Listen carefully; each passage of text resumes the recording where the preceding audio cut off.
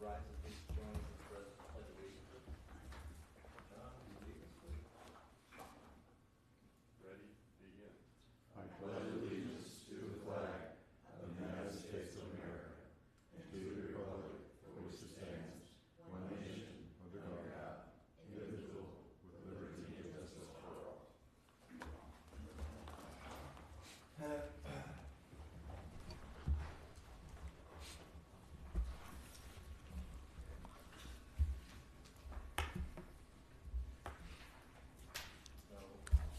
It's okay. Chair Gutierrez, Vice Chair Poikert, Present. Commissioner Gilbert, Present. Commissioner Esvander, Present. Commissioner Gonzalez. Present. All present, 2 vacancies. Okay, next time. We don't have any, do we have any items for the, No, okay. All right, we have no minutes either. no. Why? We'll go. I apologize for the lack of minutes. It's just been me over there, and I've taken on a lot more duties now that we no longer have an economic development manager. So I've been a little behind, so I'll, No problem. okay. Okay, next item, please. Good evening, Chair and Commissioners. I'll be making the presentation on tonight's public hearing. The file numbers for reference are Conditional Development Permit number 2022-0049 and Precise Plan of Design number 2022-0070. Each of you should have the slide presentation in front of you. So on this first slide, just showing you the project site. You can see that highlighted there in the red boundary. The project site is approximately 3.4 acres in size. It's located on the west side of Lilac Avenue, approximately 550 feet north of Harupa Avenue. And it has a zoning designation of M1 light manufacturing. As you can see from the aerial to the north, there is an existing single-family residence. To the east, on the east side of Lilac, are several small industrial buildings. And then there are also some residential properties to the south and west of the project site.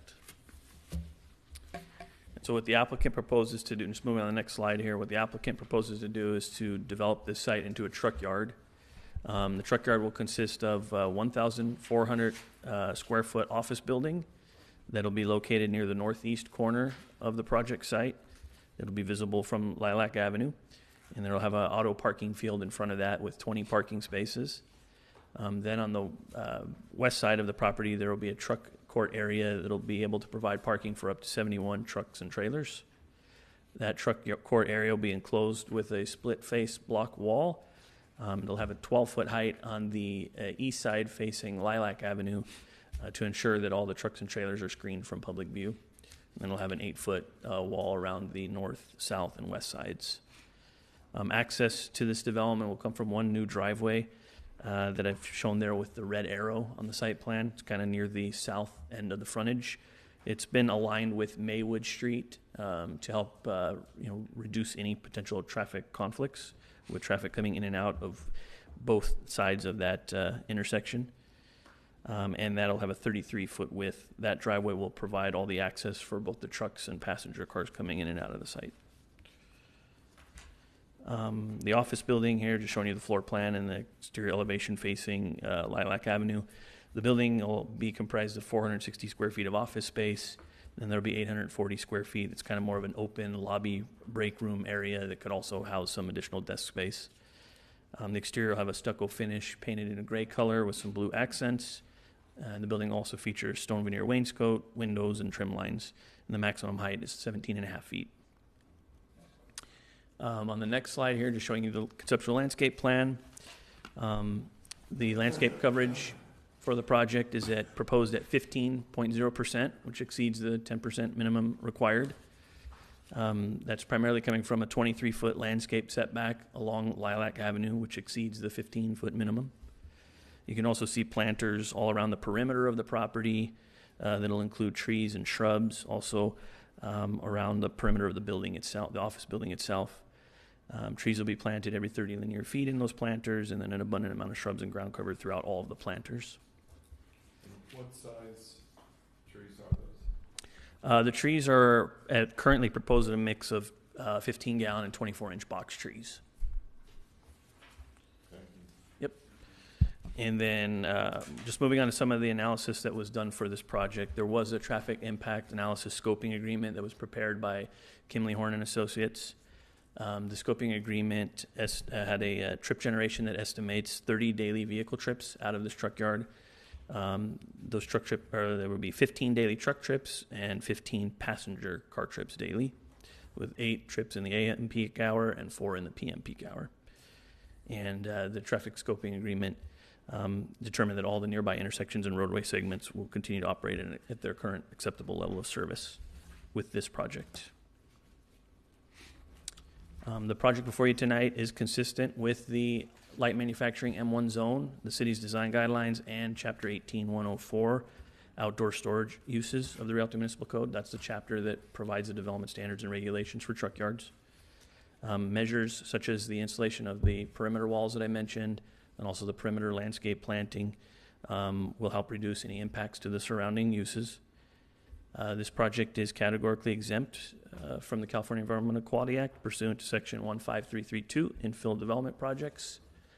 There are several technical studies that were used to substantiate that exemption that are included in your agenda report tonight, including an air quality and greenhouse gases study, biological resources assessment, health risk assessment, and a noise impact analysis. And public hearing notices were mailed to all property owners. That's actually, should say, within 660 feet of the project site, and the notice was also published in the San Bernardino Sun newspaper. And with that, the staff recommends that the Planning Commission adopt the resolutions before you tonight, approving the conditional development permit and the precise plan of design. And that concludes my presentation. If you have any questions of staff, I'm available, and then also the applicant and their representatives are here in the audience too.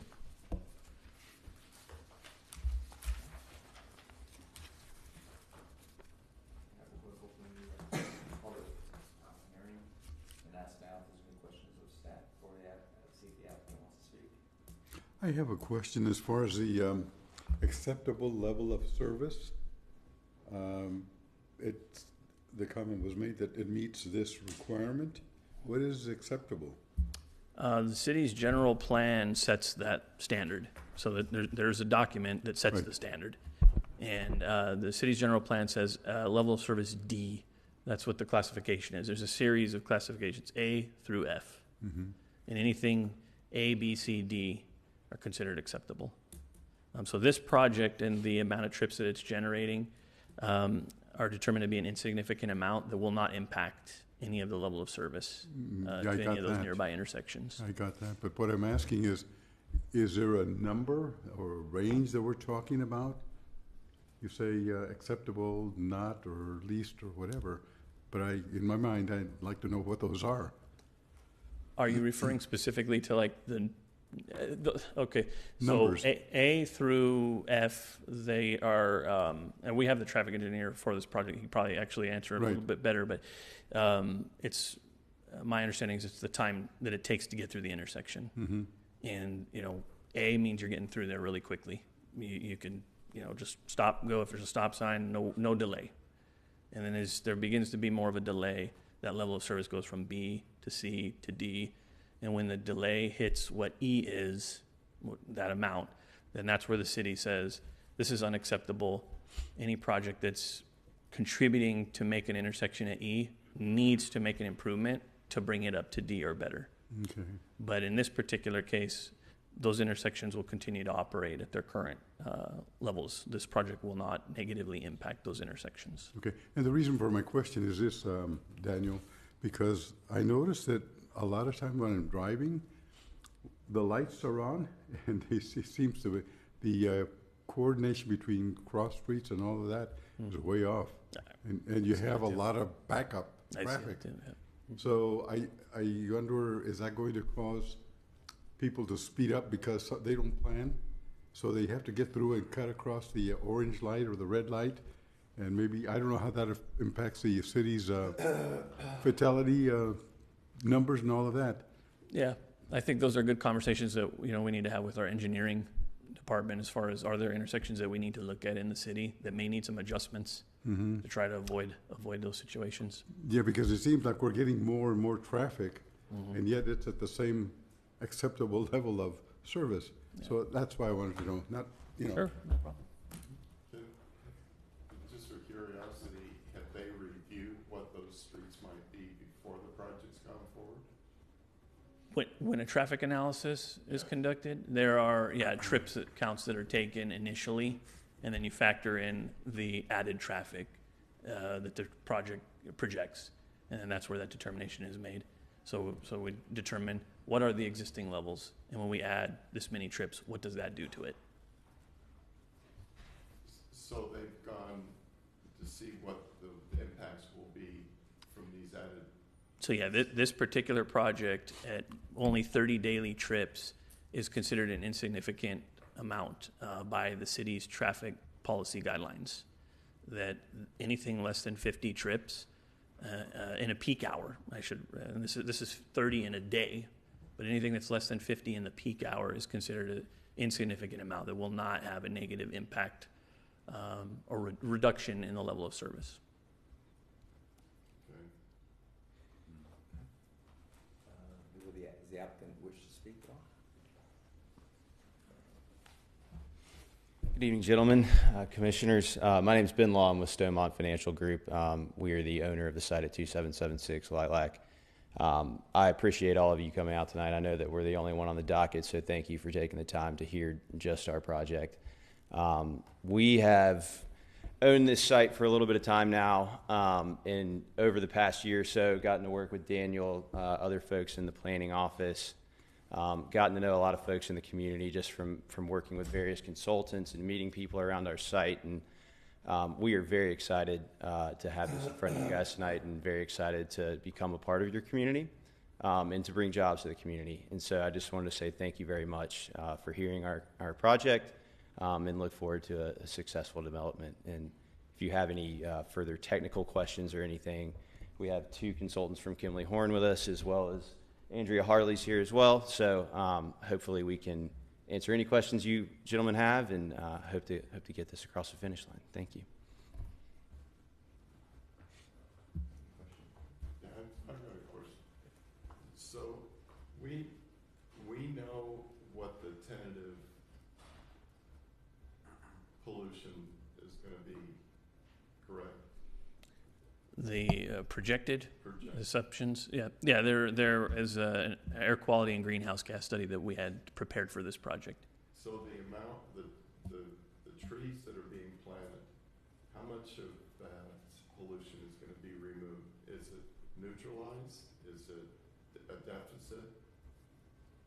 I think I would probably defer to our technical consultants for as far as the reduction that the trees might provide, but the analysis shows that the emissions that are generated by the development are far below the thresholds of the South Coast Air Quality Management District, the agency that governs air emissions in our region.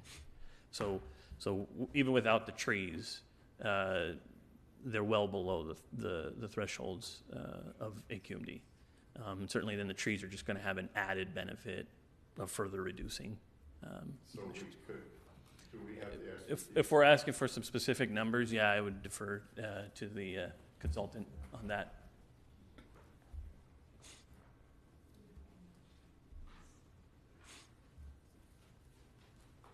Hi, good evening. My name is Amado Landin. I'm the project architect, and also I'm the one who did the study for the air quality report. And so I've done several projects in the area, San Bernardino County, and this is one of the smallest truck terminal project that I've done. So with the air quality impact on this project, like it was just stated, that we're way below the threshold, and so that's a very, very low impact on the air quality. The thresholds are very flexible for this area. It's not something that we need to consider a high priority as far as air quality impact. So like I said, this is one of the smallest jobs that I've done as far as an air quality report. And I was actually surprised the way to do one, but I can. I don't have the report with me right now, but I can tell you right now we're way below that threshold. So even if like with the trees that we're planting, it's still going to be way below that threshold. So I'm not sure if there's any other questions about the air quality impact. What size are the trucks that you will generally be moving in and out of the yard? Are they big semis? Are they single axle, Well, we're double considering on our project, we're considering the biggest trucks. The biggest trucks are 53 footers as the worst case scenario. I'm assuming they're going to be the biggest size, the 53 foot wheelbase. Yeah. Mm-hmm. And the reason for my question is because I wanted to know, what kind of smog they're going to be generating. And I know this comes within that buffer zone that we talk about. And that's the reason for my question, the size of the trucks. The larger they are, the more pollution they generate and that sort of thing. So that's the reason why I wanted to know. Yeah, and like I said, that was considered in the air quality report, and we're still way below the threshold. So even with the worst case scenario trucks, we're still way below the threshold. Okay, but what's the size of the trucks? 53 footers. That's Pardon me? 53 foot wheelbase. Okay. Okay. Thank you. Yep, no problem.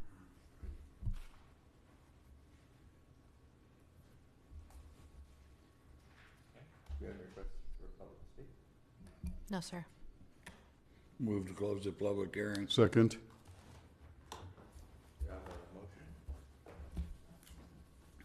Move to adopt the attached resolution Exhibit L and Exhibit M, approving the development and operation of a truck yard consisting of 1,400 square feet office building, paving, landscaping, lighting, fencing, and drainage improvements on 3.48 acres of land, assessor parcel number 0258-102-52 and 53, subject to the findings and conditions therein. Second. All in favor? Aye. Opposed? Is there a discussion item tonight? Yes, good evening, Chair, members of the Planning Commission, Paul Gonzalez, Community Development Manager. This is more of a receive and file item for the Planning Commission.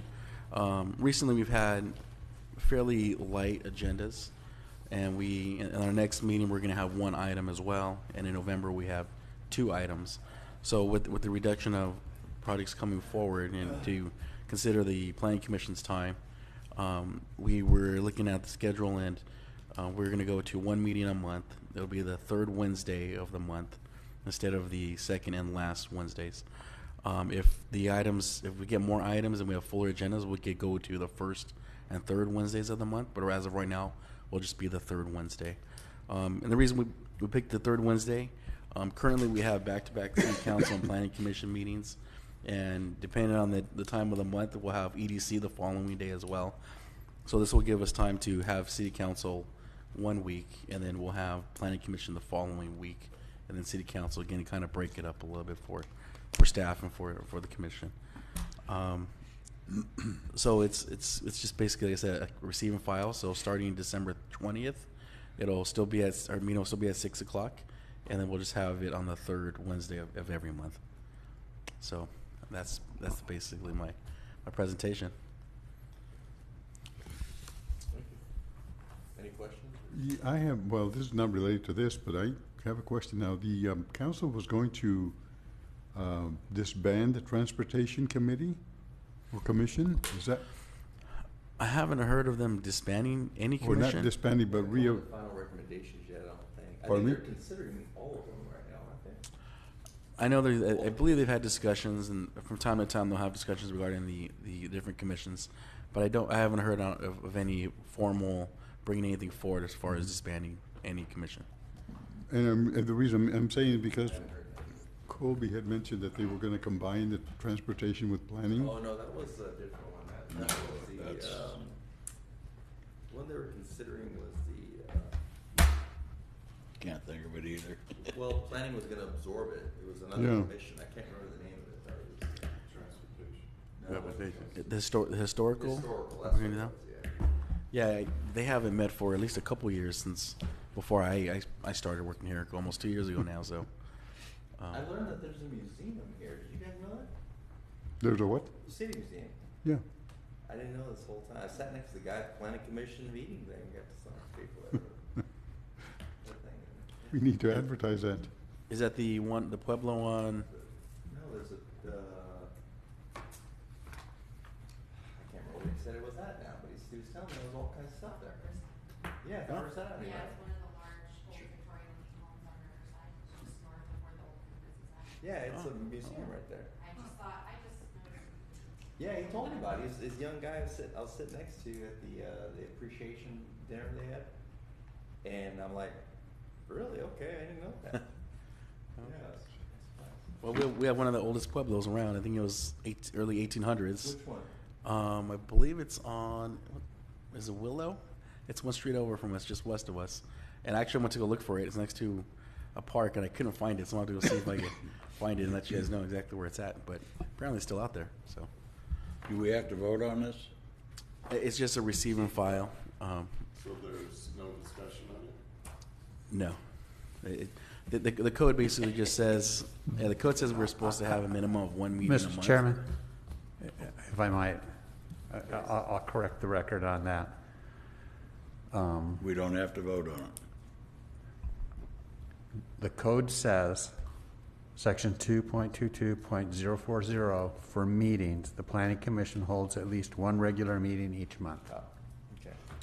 The preceding section states, the title of which is adoption of rules. The planning commission adopts rules for the transaction of business and keeps a public record of its transactions, resolutions, findings, and determinations. So it's at the discretion of the commission if you'd like to have discussion and take action on the item. Okay. Would anyone like to discuss the item? Yeah, I think it should stay as it is and just cancel the meetings when they're not needed. Okay. No, I agree Is with this an John. administrative process where the council directs one, or I want to make sure I'm clear on what you're saying? So the city council adopted an ordinance which is codified in the municipal code that provides there will be one meeting per month. That's the At requirement. least one meeting. That's the requirement. That's the requirement. Okay. They haven't included any further direction on whether you have just one or you have two, or what days those will occur. Okay. In the preceding section, it states that the planning commission adopts the rules for the conduct of its business. Okay. That would be the meeting minutes and other Well, processes however you and everything. conduct it. I mean, Okay. the code doesn't specify any more than that. Okay. So that leads me to the conclusion that it's within the discretion of the planning commission Okay. to determine how many meetings. So the planning commission is kind of has a little bit of autonomy, is what I'm hearing? Well, for the conduct of its business. Yeah. Yes. Okay. And Now, this, that would be subject to the city council. right. Yeah. If they decided, well, we want the commission to meet 2 times or 3 times or whatever, the ultimate authority rests with the city council, Right. but at this time, the only direction they've given is at least one meeting per month. Okay. Is this? I have Oh, a I'm sorry, question. sir. With this one meeting a month, sometimes we may have 5 different cases. Are they limited? How many you gonna bring on that one Monday, or you gonna bring all of them at one time? Here, pack this up. But I'm saying that, I know we only got 1 or 2 now, but one night, we may be at 12 o'clock, you got 10 items on it, because it's once a month. Are they limited how many you can bring on one night, once a month? Good question. And we don't have a lot of bylaws for the planning commission. It's very short. So it doesn't say what the limit is. As staff, we try to keep it to 5 or 6 maximum. What would the impact be if we kept them at 2, you just canceled 1 a month? I mean, is this the direction of the council they wanted, or how, I'm trying to get a grasp of where this is coming from? Basically, when staff was looking at it, and we had very thin agendas or light agendas recently. Yeah. So it was a recommendation that we would, limit it to 1 meeting. If you wanted to keep 2 meetings a month, Cancel. we could do that and just cancel. I would ask if the commission would be willing to change the dates to the 1st and 3rd Wednesdays. That way, we're not doing the back-to-back with council. If that's something that Would you guys be open to Commissioner that? Newman? Yes. First, would you? Yeah, that'd be fine. No problem. Can you do that? And then we just cancel 1 a month if we don't need it. Okay. Did you want to start in December? Yeah, that's fine. Okay. Whatever's, but yeah, for staff. Okay. And I apologize. I thought it was just a receive and file item. It was not clear in the code. That's why we got a counselor Well, here. Thank you, Robert. Yes, so if that's the direction, I would ask for a motion and take a vote on it. Okay. Since it's a different action than was the recommendation by staff. Okay. So, do I have a motion to change the planning commission meetings during the month, beginning of the month of December to the 1st and 3rd Wednesday of the month? I so move. You stated. Okay, I guess I do the motion then, or? I'll second that. Yeah, Sure, I and- propose the motion. And if I could ask for clarification, to commence at the same time as the current meetings? One more at- time, sir? At 6 o'clock. To commence Yes. at the Oh, I'm same sorry, yes. meeting And time at to- 6 Yes. PM? Yeah, to commence the Okay. same meeting time, at 1800 hours on Wednesday here. Okay? That clear as mud? And that if there's no agenda items, that they will Yeah, which cancel. they do now too. That's fine. Okay. Yeah. Okay. All right, you're not gonna get the belt or anything. Second. All in favor? Aye. Any opposed? Okay. Okay. Thank you very much. Move to adjourn. Second. Or are we doing the reports? Oh, the manager's report? Not if you adjourned already. Just that our next meeting will be October 25th. So in 2 weeks from today. And we do have currently 1 item on the agenda for that night.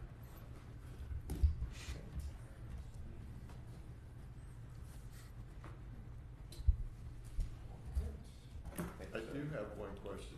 Is Dan, you're in a different position now? Yes. Were you gonna make a public announcement, or we can keep it secret? I didn't know it was a secret, and yeah, you're correct, Daniel. It's actually been a little while now. It's been about a month that's now. part of the process. So, Daniel Casey was reclassed from a senior planner to principal planner. Oh. So he'll have additional supervisory Is that up or down? responsibilities. I don't know. Is it up or down, Oh, Daniel? It's up. Of course, it's up. So he'll have more manager Just checking, I didn't know if responsibilities. that was.